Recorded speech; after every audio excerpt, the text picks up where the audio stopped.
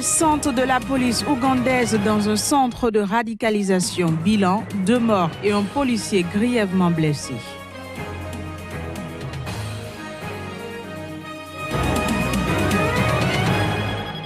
Retour au bercail de Thomas Mapfumo, l'un des chanteurs les plus engagés de la scène zimbabwéenne. Il revient après 16 années d'exil.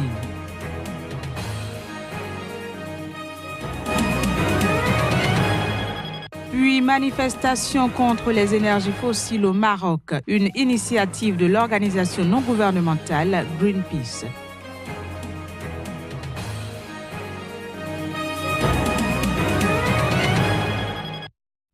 Voilà pour le sommaire, chers amis téléspectateurs, bonjour et bienvenue sur Sika TV. En Ouganda, 2 hommes ont été abattus vendredi par les forces de police.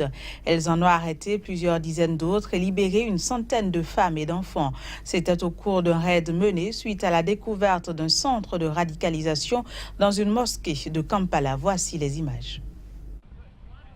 La police ougandaise a découvert un centre de radicalisation dans une mosquée de Kampala vendredi. Un pur hasard puisque la police est tombée sur ce centre alors qu'elle poursuivait un individu soupçonné d'être impliqué dans un enlèvement et un meurtre commis cette année jusque dans la mosquée Ousafi de Kampala. La tension est vite montée. Une fusillade a éclaté faisant 2 morts. 36 personnes accusées d'avoir stocké des armes ont été arrêtées. Un policier a été blessé et 18 femmes ainsi que 94 enfants retenus à l'intérieur de la mosquée ont été libérés.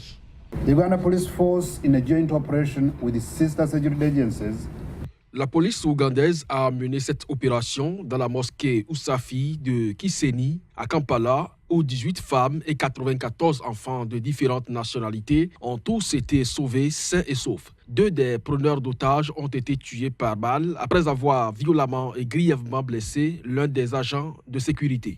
and severely injuring one of the security officers. L'homme que la police pourchassait dans la mosquée a été arrêté et placé en détention. Les liens éventuels entre ce suspect et ceux qui se trouvaient à l'intérieur de la mosquée continuent à faire objet d'investigation. Selon la police, les hommes arrêtés étaient en possession de 23 machettes, 60 balles, d'un arc et d'une flèche. Ils sont soupçonnés d'être impliqués dans l'enlèvement et la détention illégale de femmes et d'enfants originaires de divers pays d'Afrique de l'Est. Thomas Mapfumo, l'un des chanteurs les plus engagés de la scène zimbabwéenne, est rentré au pays. Son retour intervient après 16 années d'exil. Voici le reportage. C'est la première fois depuis 16 ans que le chanteur Thomas Mapfumo revient au Zimbabwe depuis la chute de l'ancien président Robert Mugabe, contraint de démissionner à la suite d'un coup de force militaire soutenu par la population et le parti au pouvoir. À 72 ans, le musicien ne mâche toujours pas ses mots contre le régime de l'ancien président Robert Mugabe, qui l'a forcé à fuir. Je suis revenu car le Zimbabwe me manque. Ma famille me manque, mes amis me manquent et le Zimbabwe tout entier me manque. La dernière fois que j'ai joué au Zimbabwe remonte à un bail.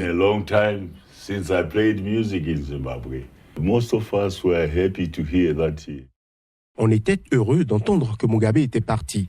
Il y a du nouveau et donc nous saluons ce changement. De retour temporairement dans son pays, Thomas Mapfumo a donné un concert ce samedi dans Harare.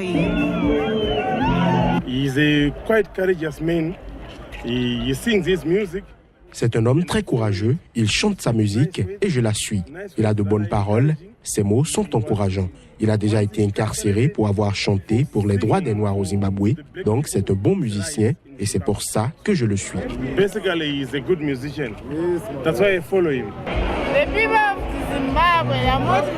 Les gens du Zimbabwe sont motivés par Mapfumo. Comme maintenant, il est en train de chanter au sujet de l'économie de notre pays qui est en train de se détériorer et c'est vrai. Nous encourageons le gouvernement de nous donner des meilleures vies pour que ceux qui ont quitté le pays puissent revenir. La popularité de Thomas Mapfumo remonte aux années de lutte pour l'indépendance quand le musicien appelait dans ses chansons à rejoindre la guerre de libération. Son activisme lui a valu plusieurs séjours en prison et plusieurs tentatives d'assassinat. L'ex-présidente du Malawi, Joyce Banda, a démenti toute implication dans le scandale de corruption à l'origine de son exil. Cette déclaration intervient au lendemain de son retour dans son pays. Voici les détails. Devant 3000 partisans de son parti populaire, réunis dans son village de Domassi, dans le centre du pays, l'ex-présidente Joyce Banda a démenti ce dimanche toute implication dans le scandale de corruption à l'origine de son exil en 2014.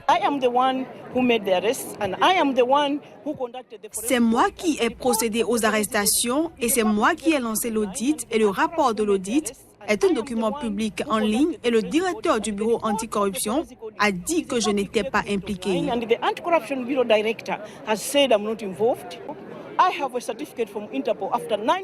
J'ai un certificat d'Interpol après 9 mois de recherche qui dit que mon nom n'y figure pas.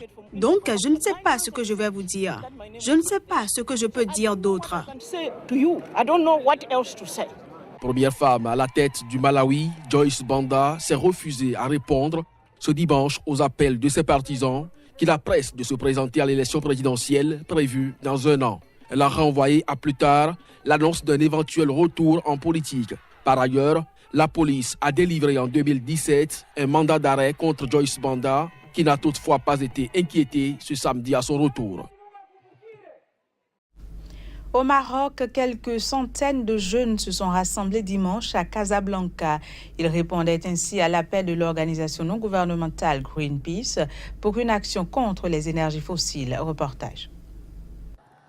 C'est une manifestation contre les énergies fossiles. En tout, ils étaient plusieurs centaines de jeunes Marocains à se rassembler dimanche à Casablanca à l'appel de l'ONG Greenpeace en vue d'une action contre les énergies fossiles. Les manifestants réunis en un espace ouvert devant la mosquée Hassan II ont formé une fresque humaine en forme de soleil dans le cadre d'une initiative appelée Brick Free Go Solar.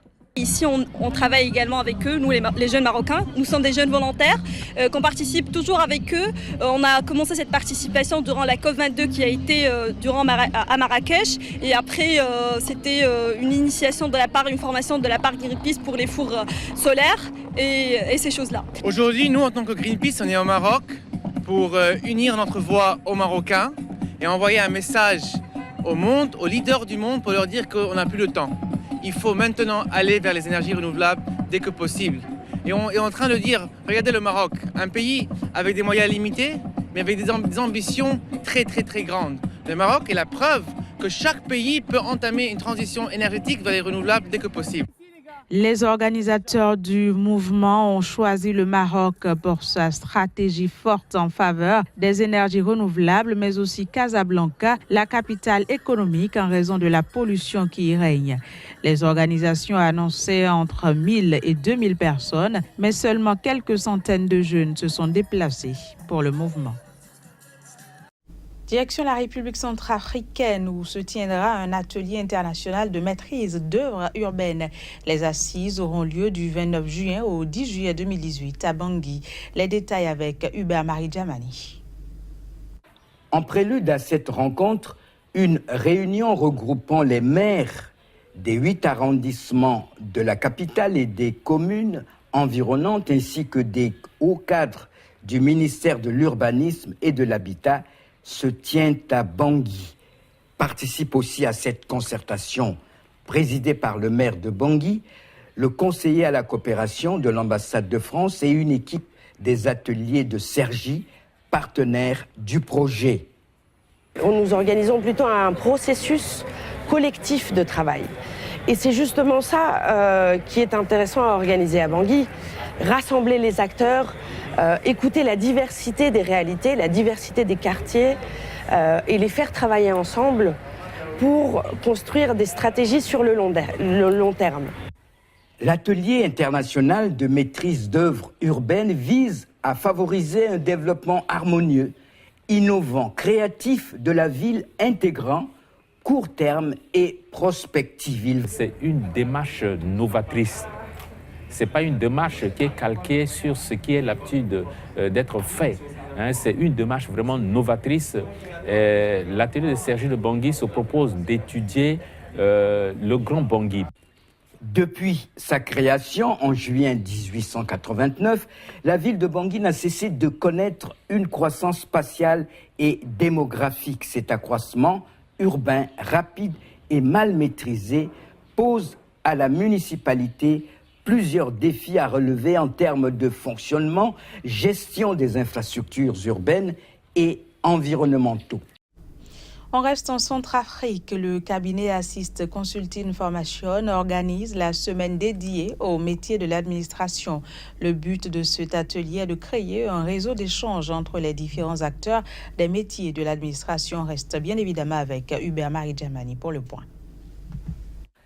L'objectif est de créer un réseau, une plateforme de rencontre entre les métiers intervenant dans l'administration et chaque entité. La semaine du personnel administratif permet de rassembler les professionnels qui aident le management et pour qui le développement personnel et professionnel occupe une place centrale.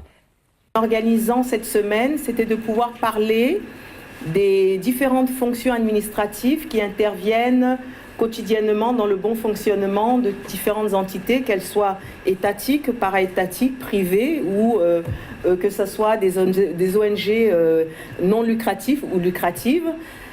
Toutes ces personnes qui donnent vraiment de leur savoir-faire pour permettre de pouvoir atteindre les objectifs qu'on s'est fixés dans l'administration. C'est un temps pour se changer les idées, acquérir des connaissances dans différents domaines, améliorer ses connaissances dans la culture et la vie professionnelle. Une semaine pour profiter de la possibilité de développer des compétences lors d'un programme de formation sur mesure. Et comme j'ai pour obligation et devoir de former mes employés et de les initier, afin de les encadrer dans le milieu professionnel, donc je crois que cette formation pour moi est la bienvenue. L'édition 2018 porte sur le trophée des langues, une occasion offerte pour évaluer ses aptitudes à communiquer en anglais. Des ateliers de formation seront organisés sur 3 jours et porteront sur la gestion des clients difficiles, s'affirmer et évoluer dans son poste, la prise de notes efficace, des temps forts pour élargir son horizon tant au niveau national qu'international. Puis à Madagascar, le président Érié a catégoriquement exclu d'obtempérer aux injonctions à la démission de l'opposition qui manifeste depuis 8 jours dans la capitale et ce contre les lois électorales. Reportage.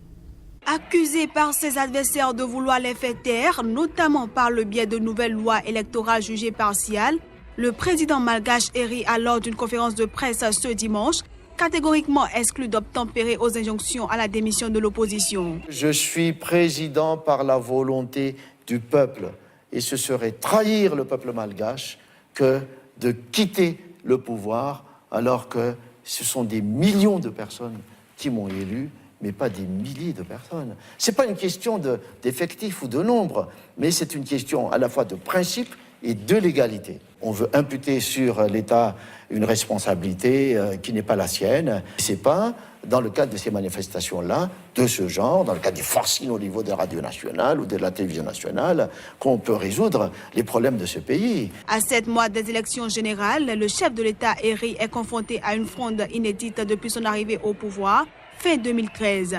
Mais il n'a pas encore annoncé s'il allait briguer un second mandat à la fin de l'année. Par ailleurs, un nouveau rassemblement de l'opposition est déjà prévu ce lundi, place du 13 mai. Voilà, ce sera tout pour ce journal. Merci de nous avoir suivis. À très bientôt. Au revoir.